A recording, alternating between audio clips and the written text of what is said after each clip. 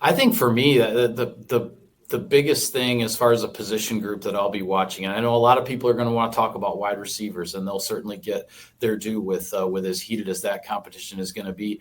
But I'm going to be watching things really closely on the offensive line because, for one, there's been the contract issue with Elton Jenkins, and we're going to hear from Brian Gutekunst and Matt LaFleur before practice. So that's a big one. But then also with Jordan Morgan, your first-round draft pick from last year, we've been told he's going to be competing with Rasheed Walker at left tackle. He's going to be competing with Sean Ryan at right guard. Can Jordan Morgan win a starting spot on this offensive line as a first-round draft pick who had his rookie season cut short due to a recurring shoulder injury that eventually needed surgery? That was unfortunate in that respect, but obviously he was drafted in the first round for a reason. Now, I think Walker at left tackle and Ryan at right guard, both of those guys are going to be pretty difficult to beat out. So it's not going to be easy for Jordan Morgan to crack this starting lineup, but I do think that's a story to watch. And quite frankly, if he isn't able to win one of those starting jobs, going into the season with a first-round draft pick being your number 6 guy, being your first guy off the bench potentially